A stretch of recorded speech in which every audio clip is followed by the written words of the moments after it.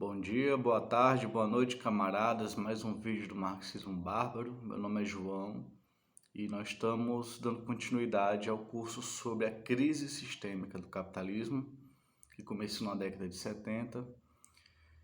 E esse curso é baseado num livro chamado Crise Sistêmica também. E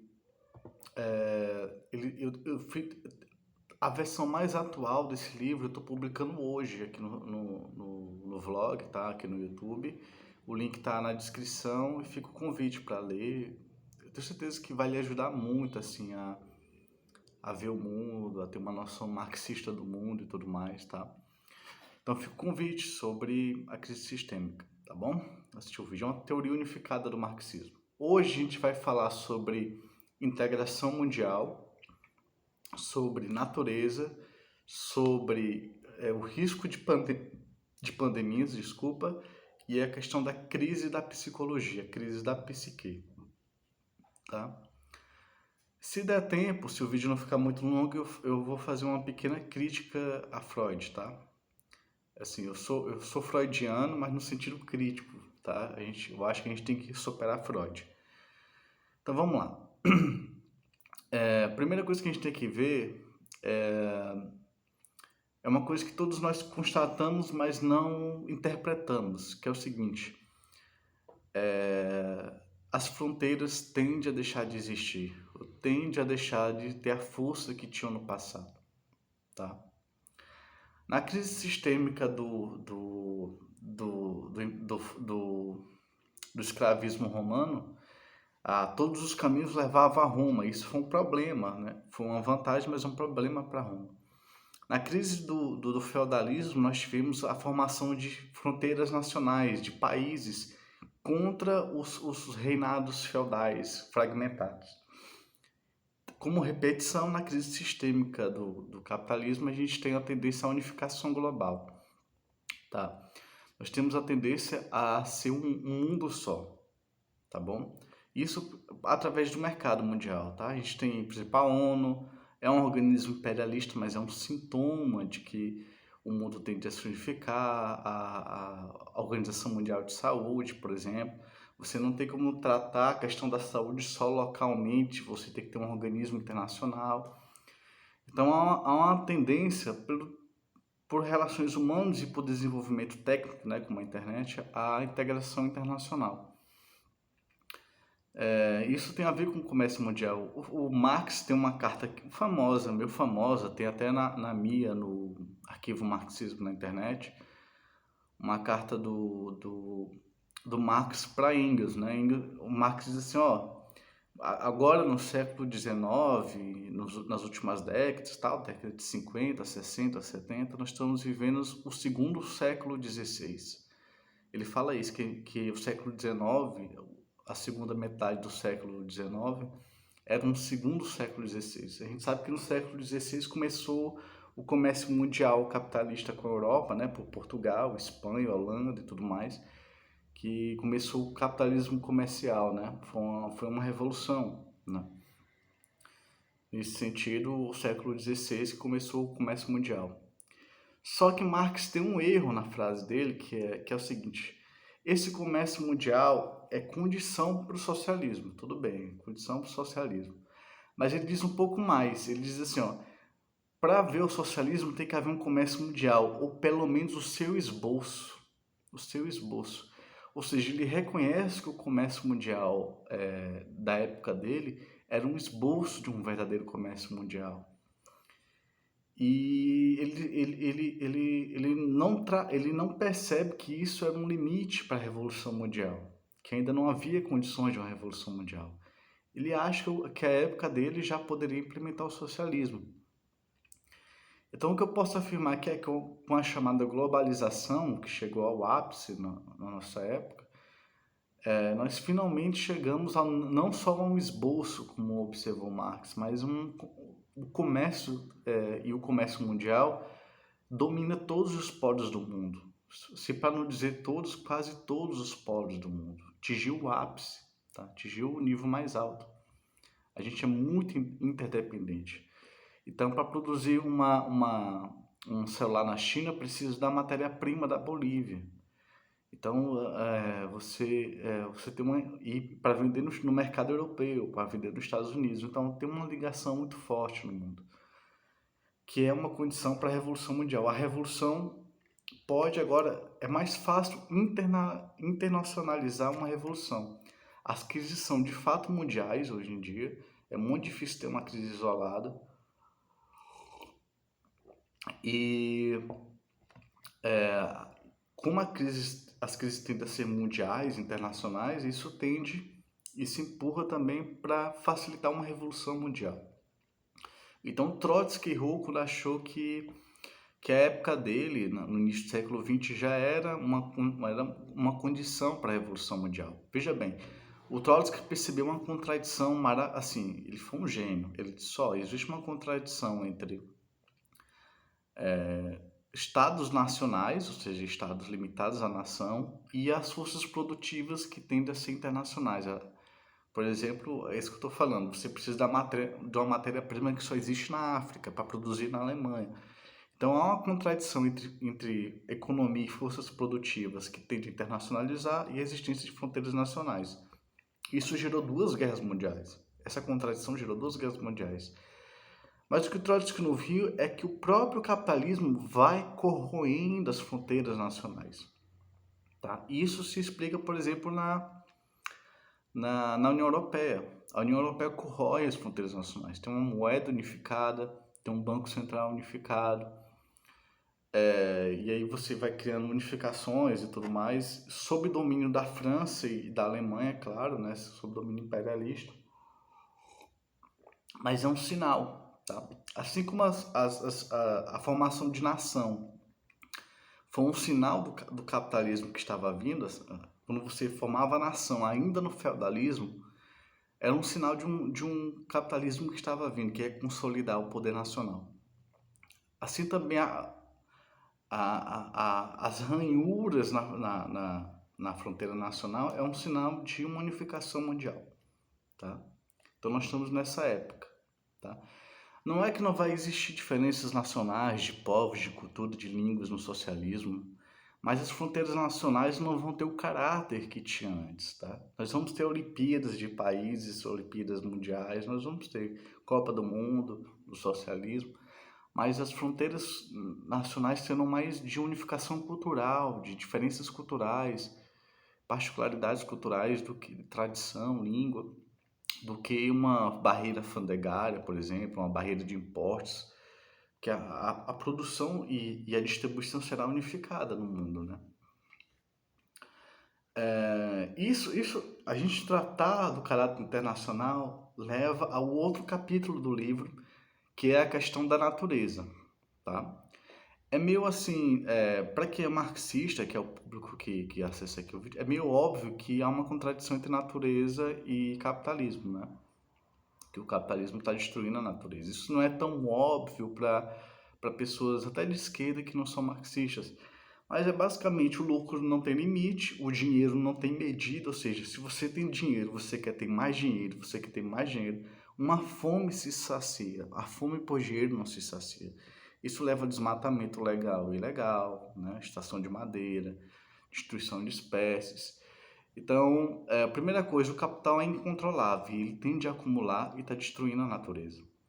Desde a década de 70, que é quando tudo começa a mudar, a gente extrai da natureza mais do que ela mesma é capaz de reconstruir, de se recompor. Tá? Então você antes derrubava uma floresta, mas a floresta crescia na outra ponta, através das sementes, da biodiversidade e tudo mais. Hoje não, você tira da natureza mais do que ela é capaz de repor por si mesma no mesmo ano. Tá? Isso é inédito. Nós estamos de fato destruindo, nós estamos criando uma dívida de reconstrução com a natureza. E, por exemplo, quando os capitalistas. Hoje a gente tem um capitalismo de acionistas, né? Você é dono você tem ações da empresa, mas você não está no dia a dia da empresa. Você contrata um gerente, tá? Um executivo. Esse gerente ele tem que dar o máximo lucro no menor período possível. por os acionistas, para não ser demitido, para ter moral, para ser contratada por outra empresa. Então, existe uma pressão capitalista por desconsiderar os custos ambientais. Todo custo ambiental que pode ser cortado, eles vão cortando. Tá? Por quê? Porque a gerência tem um mandato, o gerente tem um mandato, o executivo tem um mandato, que ele tem que dar máximo lucro no menor período possível. Então, existe uma pressão capitalista para negligenciar os custos ambientais. É o que a gente viu com a Vale, né? Os dois desastres da Vale foi isso. Tá? A Vale foi privatizada, boa parte do capital dela, e aí ela tem que desconsiderar esses riscos, esses custos, sabe? Então, no socialismo, nós vamos ter uma série de medidas. No capitalismo atual, acho que todo mundo já ouviu vídeos. As pessoas mais velhas falam assim: antigamente as coisas duravam mais, as coisas eram mais resistentes. Falando das mercadorias, dos objetos. E é fato, tá? Isso é empiricamente provado. As coisas são feitas para se desgastarem, quebrar rápido, para você comprar um novo celular, para você comprar uma nova estante. Então, a resistência dos materiais está diminuindo. O que acontece? Você força uma produção alucinada que tira muito da natureza e não recicla. Então, uma das medidas do socialismo será aumentar absurdamente a resistência dos materiais. Uma lâmpada que dura 3 meses vai passar a durar 15 anos, se não mais. Tá? Um celular vai durar muito mais. Isso no capitalismo, se a gente fizesse isso no capitalismo, geraria crise. Imagine se as empresas de lâmpadas, que é um caso de paradigma, fizessem as lâmpadas durarem 15 anos e não 3 meses. Isso geraria crise, isso geraria demissão, isso geraria quebra de empresas, um efeito cascata de redução do consumo. Ou seja, o capitalismo não consegue promover. Só um segundo. O capitalismo não consegue promover essa mudança de paradigma em relação ao meio ambiente, porque isso geraria crise mesmo, tá? Então, a Espanha proibiu painéis solares autônomos nas casas, privatizou o sol, como dizem, para poder facilitar para as empresas de produção de energia, em vez de cada casa produzir a sua própria energia. Então, se a gente aumentasse a resistência dos materiais no capitalismo, ia gerar uma crise danada. Outra medida socialista é reaproveitar tudo que pode ser reaproveitado. Então, no socialismo, você vai ter um celular novo, por exemplo, mas você vai ter a obrigação de dar o seu celular velho, onde você recebe o celular novo, não é, no depósito, como condição para reaproveitar o material do celular velho. Então, tudo que puder ser reaproveitado vai ser reaproveitado ao máximo. Se isso for feito no capitalismo, isso pode ser feito até num país capitalista, em outro, mas se isso for feito na globalidade do capitalismo, como tem que ser, isso geraria uma dura crise. Porque empresas que produzem matéria-primas para outras empresas faliriam. E falindo, reduz o consumo e gera um efeito cascata de crise. Então, o capitalismo em crise estrutural, né, em crise sistêmica, não consegue tomar as medidas necessárias para impedir a crise ambiental.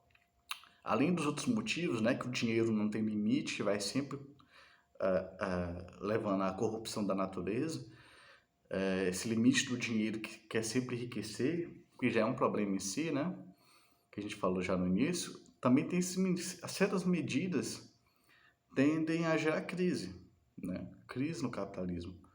Então, no socialismo, por exemplo, se a gente reaproveitar quase tudo que a gente desperdiça hoje no lixo, se a gente aumentar duramente a resistência dos materiais, o que acontece? Vai gerar desemprego no socialismo? Não vai gerar crise. Por quê? Porque a gente vai aproveitar isso para reduzir a jornada de trabalho e empregar todas as pessoas que seriam demitidas, com a jornada de trabalho menor. Vamos supor que a gente use energia de fusão nuclear, que ainda não existe propriamente no mundo. Os petroleiros vão ficar desempregados, a maioria? Não. Por quê? Porque eles vão ser realocados em outro local de trabalho, ganhando também muito bem. e não vai ter desemprego. Você reduz a jornada de trabalho para aqueles que seriam desempregados não ficarem desempregados. Isso o capitalismo não é capaz de fazer, tá? Então essas são as medidas. Veja, o tema do comércio internacional e da a tendência à união internacional leva a gente a ver sobre o globo terrestre, né, que é a casca do mundo onde a gente vive, e isso nos leva à questão da pandemia.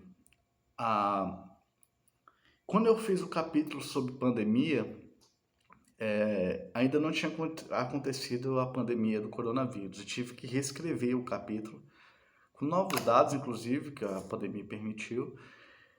Mas a dificuldade é ver a relação entre pandemia e, e capitalismo, né? O capitalismo é a causa das pandemias, a causa primeira das pandemias. Só um detalhe, a crise da natureza aconteceu no escravismo romano, no escravismo antigo, da seguinte forma: você botava escravo para trabalhar nos campos de trabalho e você esgotava o solo, né? Esgotava o solo. No Egito Antigo aconteceu algo parecido, que é as 7 pragas do Egito, né? Você plantava de forma extensiva ali na beira do rio Nilo e você tornou ácido a água. Aí você teve uma crise sobre crise ambiental no Egito Antigo, com o crescimento da população e com o crescimento da agricultura à beira do Nilo, tá?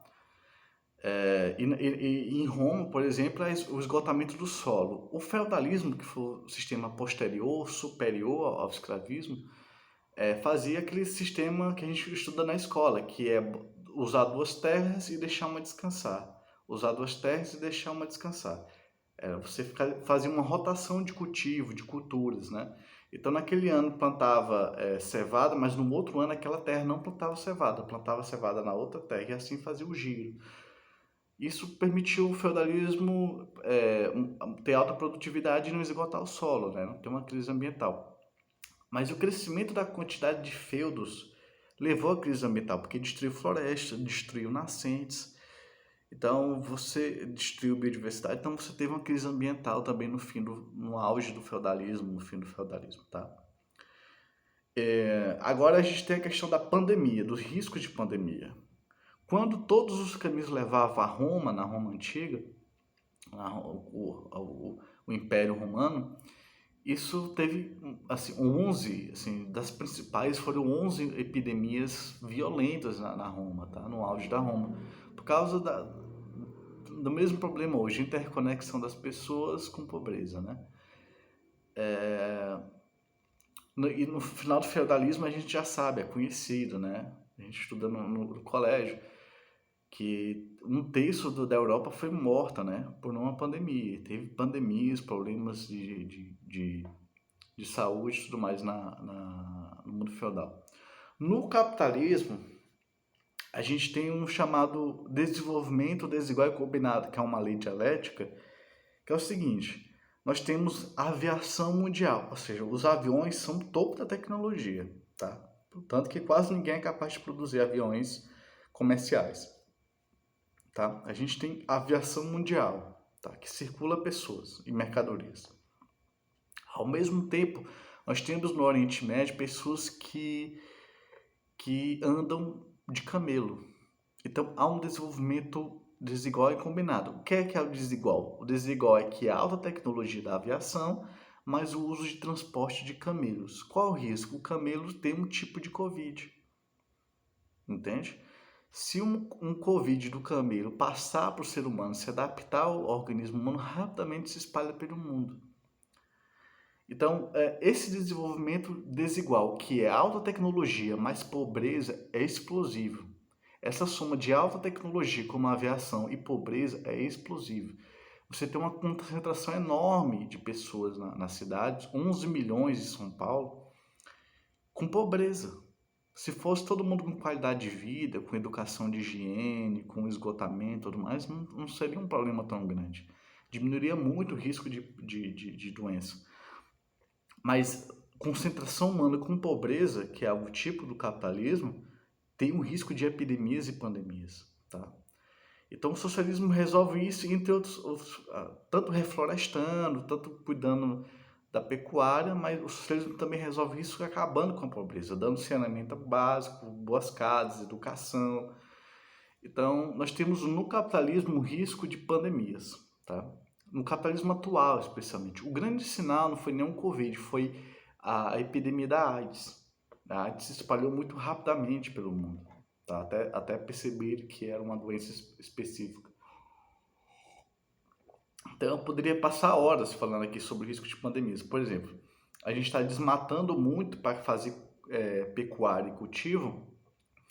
Aí os morcegos e outros animais que têm patógenos, que têm doenças, entram mais em contato com pessoas e animais. E isso faz o quê? Isso faz um risco de que um patógeno, um vírus, uma bactéria passe para os animais, a gente se alimente deles e se contamine e cria uma nova pandemia. Então, no livro eu falo vários elementos que levam a isso. Por exemplo, a gente tem um risco de supervírus e superbactérias, porque eles estão ganhando resistência aos antibióticos, né? A gente tem usado antibióticos de forma ruim, até sabonete com antibiótico, que não faz sentido nenhum. E eles estão criando resistência aos antibióticos, estão evoluindo, né? Então, e assim a gente tem um risco de supervírus e superbactérias que podem causar um estrago tremendo. Aqui eu não estou querendo isso não, viu, gente? Assim, é uma previsão, é um risco e tomara que isso não aconteça. Por quê? Porque isso atrapalha a luta socialista. A luta socialista é uma luta coletiva, é um encontro, é protesto, é relação humana. Então isso atrapalha as relações humanas. Então a gente é um sinal do fim do capitalismo, mas é um problema para a gente também, tá? É um problema para a gente, não só no sentido de vida, de adoecimento, mas no sentido de luta, tá? Então nós temos esses riscos de pandemias.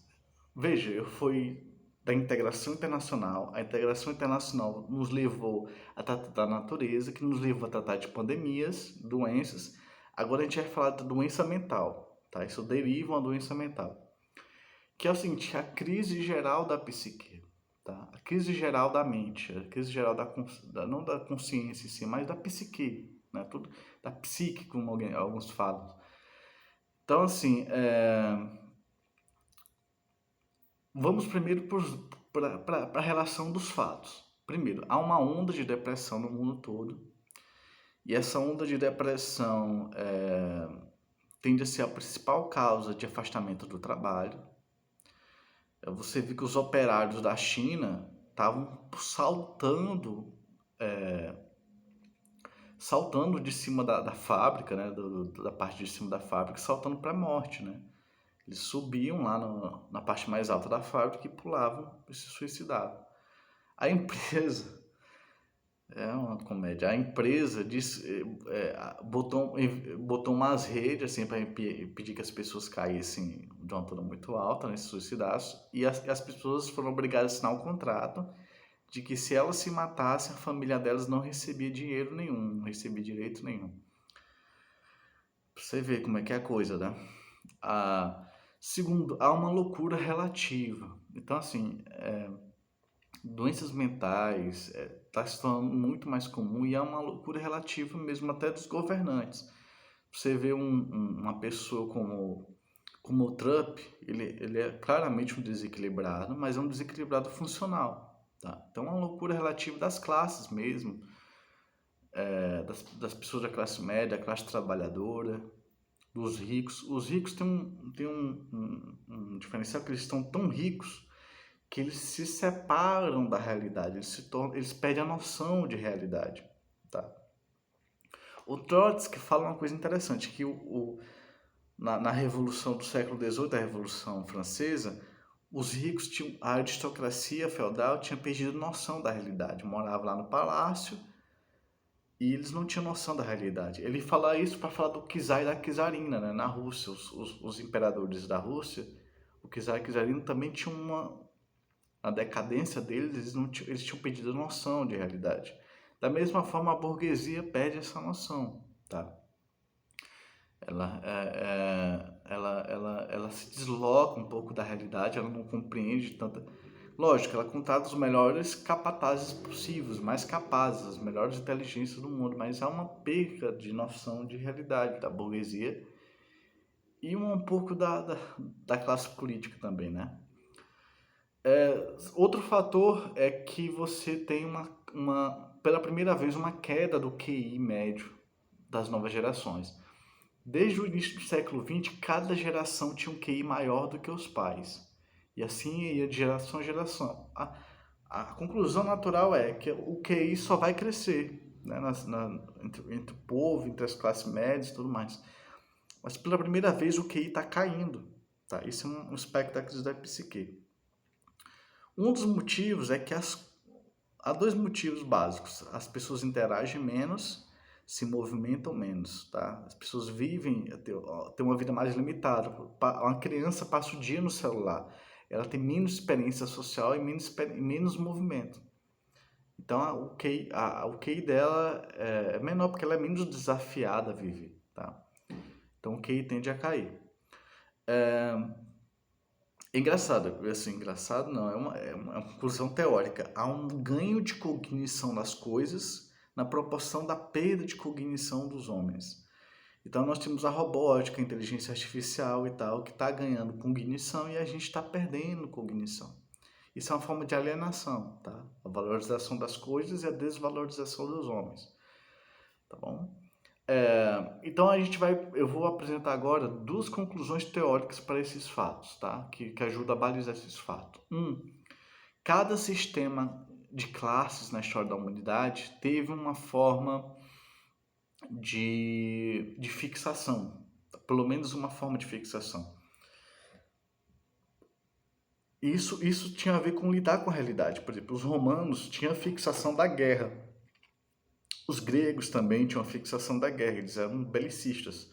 Então faziam poemas de homenagem aos grandes guerreiros e tudo mais, a guerra, as vitórias. Então a guerra era uma fixação do mundo escravista.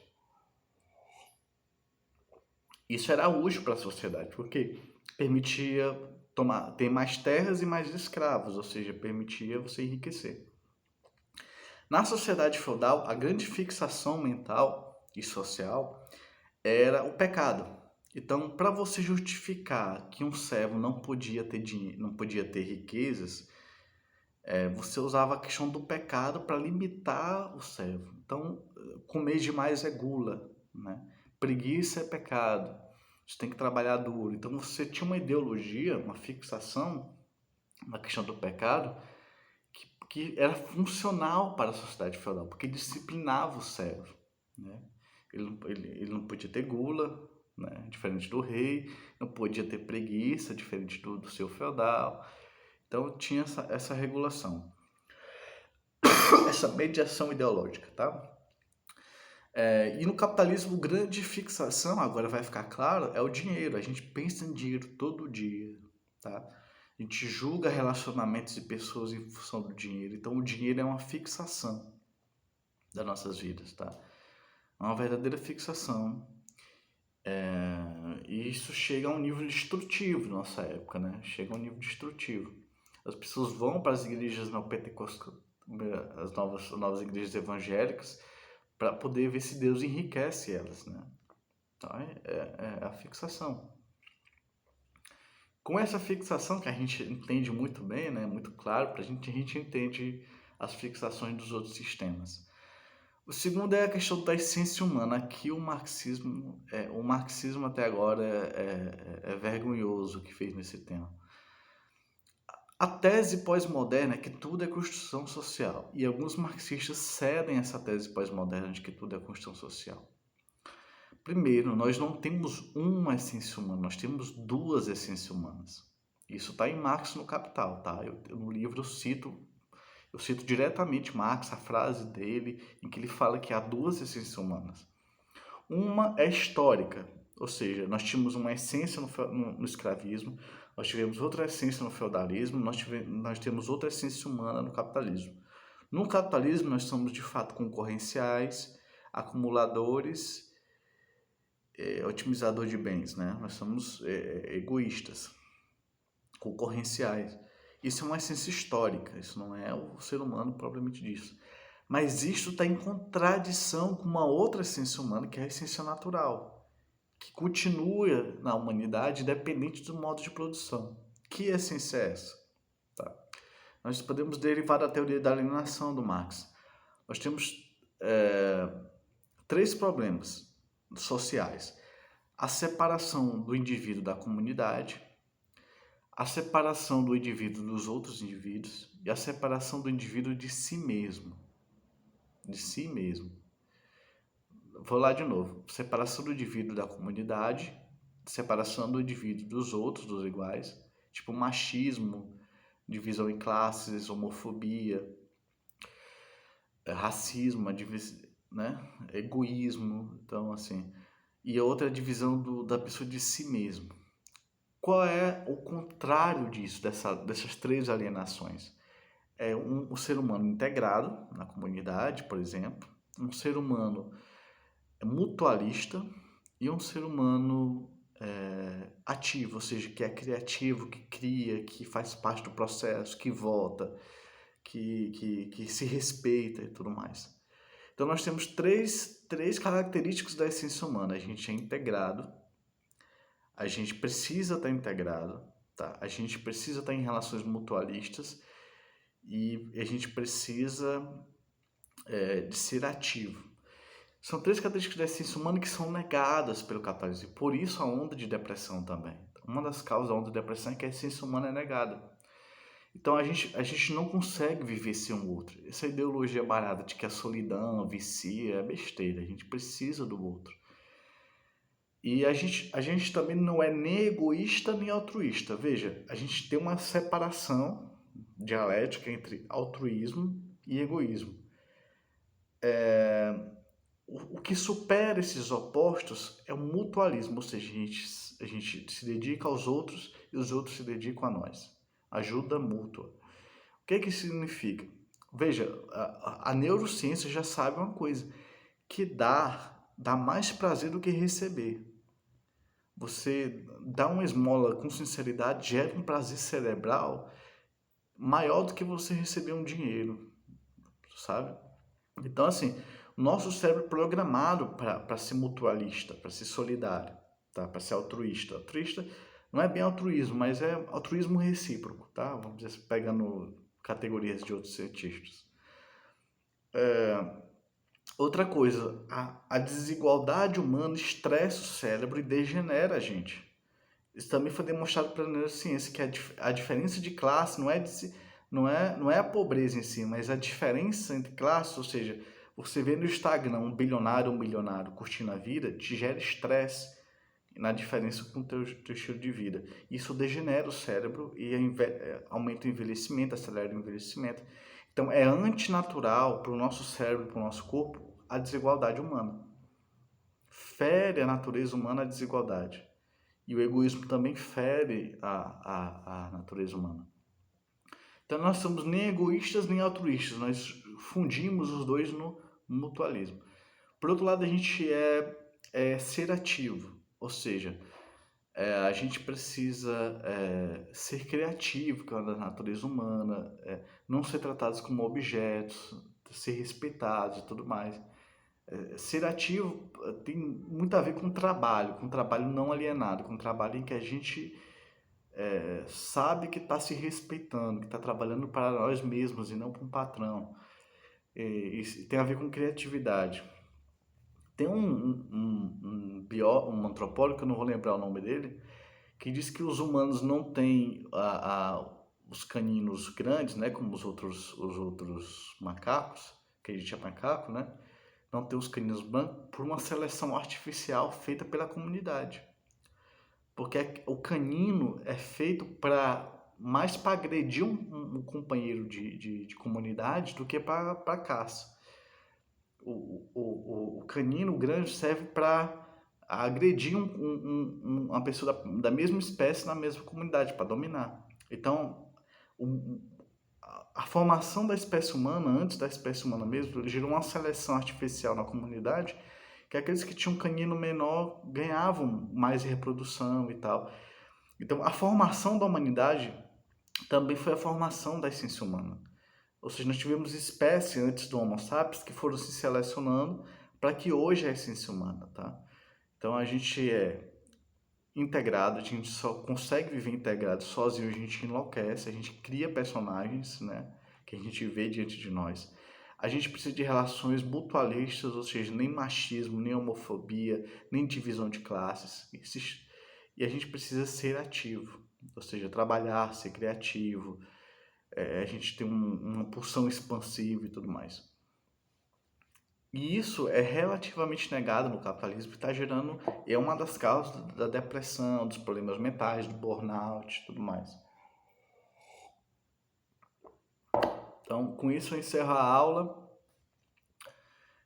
Se algum ponto gerou curiosidade, o livro, aquele sistema que explica de forma mais detalhada e tal. É um ponto polêmico essa da essência humana, que eu falo que tem duas essências humanas, a natural e a social, e há uma contradição entre essas duas essências humanas, tá? Então, o socialismo, de certa forma, não é o centro do socialismo, mas vai superar a essência atual, social atual, e vai gerar uma união entre a essência humana histórica e a essência humana natural, finalmente trazendo a felicidade humana. Então, o socialismo por exemplo, a jornada de trabalho é baixa. Você vai trabalhar 4 horas de segunda a quinta, por exemplo, no começo. Depois vai trabalhar 3 horas, depois 2 horas de segunda a quinta. Esse tipo de medida, onde não vai ter desemprego, vai melhorando a vida humana. Você vai ter ambientes gratuitos para conviver com os outros, você vai ter tempo para esporte, tempo para família. Então, a vida vai se tornando mais leve, mais agradável, mais suportável. E a depressão vai ser uma coisa passageira, do passado. Vai ter pouca depressão no socialismo, né? Não vou dizer, existem causas também, outro tipo de causa, mas a qualidade de vida no socialismo vai permitir com que esse tipo de coisa seja coisa do passado. Então, se a gente é muito sozinho hoje, no socialismo a gente vai ter espaços de lazer e convívio na comunidade que vai permitir a gente se sentir bem. O trabalho vai ser gratificante, não vai ser esse inferno, tá? Então a gente não vai ter pobreza, a gente vai ter acesso às coisas. Então o socialismo vai resolvendo esse tipo de problema, tá? De mental. Infelizmente não tem solução no capitalismo para o problema mental. Então, o socialismo, a permitir uma qualidade de vida, em que a vida não vai ser tão dura, vai permitir esse tipo de coisa. Eu vou fazer um parênteses, eu tenho com essa teoria da essência humana, eu penso que eu consegui superar Freud. Todos os teóricos críticos a Freud, inclusive marxistas, falharam porque falharam onde Freud também falhou, que é a questão da essência humana. Então, a teoria do freudiano era superior, até com certa arrogância, ela se colocava acima das outras porque realmente estava acima das outras. Com a teoria da essência humana, a gente supera a teoria freudiana e eu faço a crítica interna à teoria freudiana no livro, com a teoria própria. E isso inclui, por exemplo, para Freud existem três perfis: o neurótico, o psicótico, o neurótico e o perverso. O psicótico é um que tem a lei rígida, ele é muito fixa, né? É uma lei muito fixa. O neurótico, que é o segundo, ele lida melhor com a lei, ele respeita a lei, mas é crítico.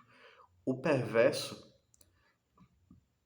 o perverso, ele não respeita a lei, ele só respeita a lei se der alguma vantagem para ele.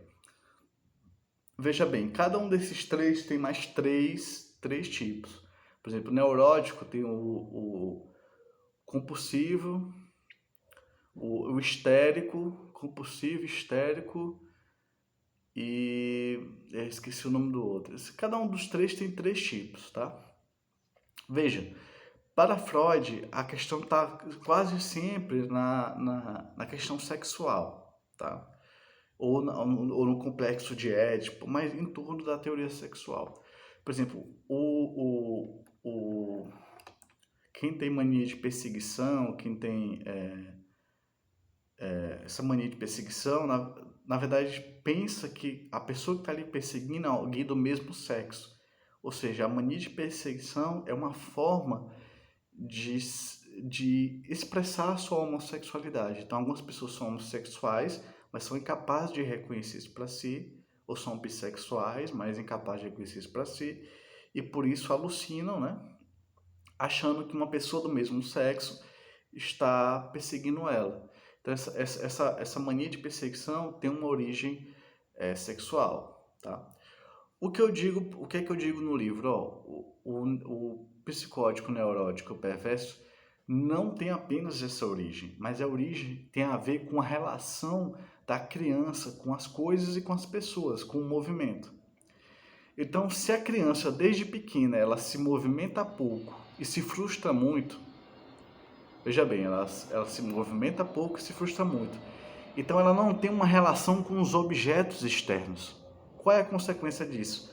O objeto dela é o próprio pensamento. Então o psicótico ele pensa demais.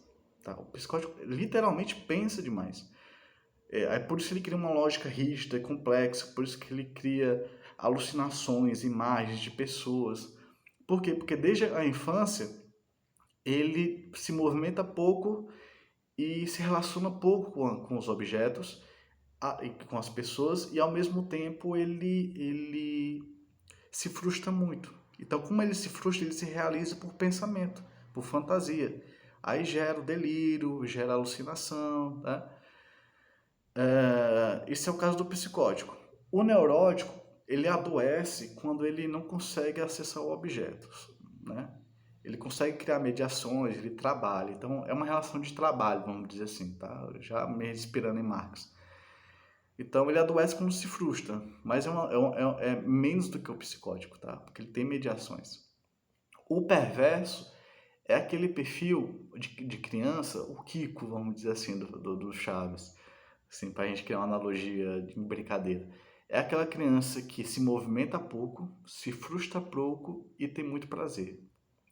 Então, aquela criança que teve uma educação deformada, em que ela se frustra pouco, tem muito prazer e se esforça pouco, ela se torna perversa, mas não necessariamente psicopata, tá? Perverso pode ser uma perversão leve, tá? Tipo, ter prazer de ver vídeos de agressão, de morte e tudo mais, e ter um certo vício em ver esses vídeos e tudo mais. Não ser capaz de esforço prolongado, não ser capaz de se frustrar. Então, ele tem um prazer em causar dor, normalmente é narcisista, tá? Eu boto o narcisismo diferente do Freud. Eu tenho uma classificação de, de estilos um pouco diferente do Freud também nisso. Mas eu nem coloco no livro porque é uma coisa que eu estou desenvolvendo ainda. Mas o perverso, que inclui em muitos casos narcisista, ele teve uma educação em que ele se movimentou pouco, trabalhou pouco, trabalho no sentido mais amplo do que no de Marx, tá? Trabalho de esforço, de tentar. E ele se frustrou pouco. Então, essa junção de se esforçar pouco, ter prazer e se frustrar pouco, leva a um perfil narcisista, uma deformação, perfil perverso, uma deformação, tá? Isso tem a ver com a categoria de trabalho, tá? Que leva ao psicótico a ter um trabalho mental maior, por exemplo, tá? O psicótico, o neurótico, ele conseguiu acessar a realidade por meio do trabalho. Ele se esforçou e não se frustrou tanto. Então, juntou prazer e esforço, tá? Veja, com isso, o marxismo ele não só critica negativamente uma teoria, ele vê a verdade na teoria e desenvolve, na teoria inimiga e desenvolve. Então, eu me considero freudiano porque eu aproveito as conquistas corretas da teoria freudiana. Mas para desenvolver uma teoria marxista, né, da psicologia, eu tive que ir além. Fui obrigado a ir além. Pode ser que Freud tivesse certo. E ele estava certo em certo sentido, pois que a teoria se sustenta. Mas é preciso supra-assumir, né? Que a gente fala em dialética, que é guardar uma teoria, destruir essa mesma teoria ao mesmo tempo que guarda ela e superar essa teoria ao mesmo tempo que a destrói e a guarda e a preserva. Então você preserva e ao mesmo tempo destrói a teoria, desenvolvendo ela mesma. Então eu pego os conceitos neurótico, psicótico e perverso do Freud e transformo numa nova teoria, tá? Que não é apenas sexual, que é também que tem a ver com essa categoria de trabalho, vamos dizer assim, tá? Que a criança se movimenta mais ou menos, se ela se frustra mais ou menos, se ela trabalha mais ou menos, tá? Se ela se esforça mais ou menos para ter aquele prazer ou aquela frustração, tá bom? Então é isso. Só mais uma coisinha, eu não vou aguentar, tenho que dizer aqui, aproveitar e deixar no vídeo. Você já está aqui, então você vai gostar do que eu vou dizer. O que é a consciência? Primeiro, o marxismo não diz o que é as coisas de forma de dicionário, de forma de psicologia analítica. O marxismo diz o valor é isso, depois o valor é aquilo, depois o valor é aquilo lá. Então, o que é a consciência não se responde com uma frase apenas. Mas a consciência, ela é uma contradição entre uma mente que busca o permanente e uma realidade que muda. Então, a realidade social humana é muito movimentada. Então, a mente busca o permanente e a realidade está mudando. Então, como a realidade está mudando e a mente continua buscando o permanente na mudança. Então, a consciência e a mente são a realidade e o cérebro se movimentando, tá? É basicamente isso. A mente e a consciência são a realidade e o cérebro se movimentando. O concreto, que é a realidade do cérebro em movimento. Então, a consciência ou a mente são consequências antes do externo mais do que do interno. Eles não são coisas, eles são processos, tá? Eles são formas. A mente e a consciência. Então, essa contradição entre uma realidade que muda muito e uma mente que busca o permanente, que quer manter o permanente, essa contradição faz com que você veja o permanente na mudança, que é a base de toda teoria filosófica, científica e tal.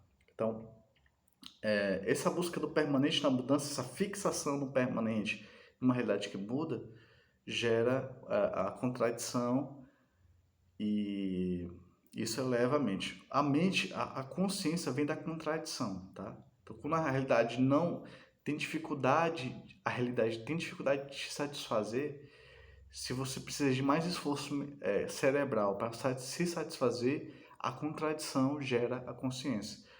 Então, assim, quando é que se adquire consciência de classe? Quando está uma crise econômica, tá? Por que que os teóricos marxistas são tão fodas, vou ter que usar essa palavra, são tão incríveis? Porque eles vivem uma vida de muito movimento e de muita contradição. Porque eles vivem uma vida de muito movimento e muita contradição, eles tendem a ter uma consciência mais elevada. Eles são grandes teóricos, grandes pensadores. Aristóteles e Platão surgiram na decadência da Grécia. Não foi na ascensão, foi na decadência. E a decadência forçou eles a aprimorar o pensamento.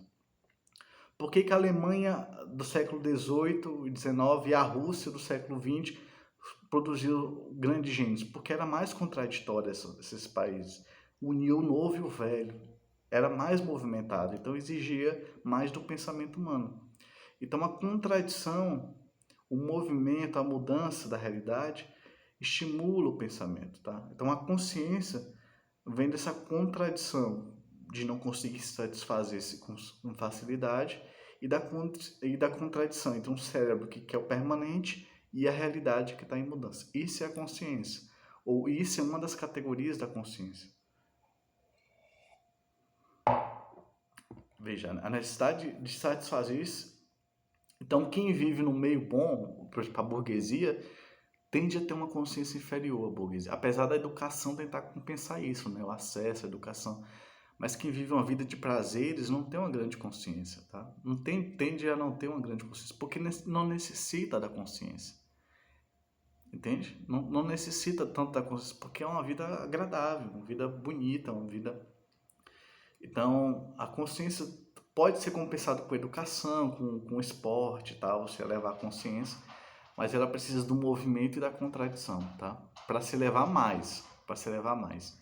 E ela em si, que não é coisa, a consciência e a mente não são coisas, são processos, são formas, eles são contradição entre uma mente que busca o permanente e uma realidade que muda. Quando a realidade muda muito e a mente continua querendo o permanente, a mente quer ver o permanente na mudança. E aí vem a teoria, aí vem a consciência, aí vem tudo, tá bom? É isso, até o próximo vídeo, que senão eu me empolgo muito. Então, a gente se vê. Eu fico com o convite para ler o livro, tá bom? Abraço.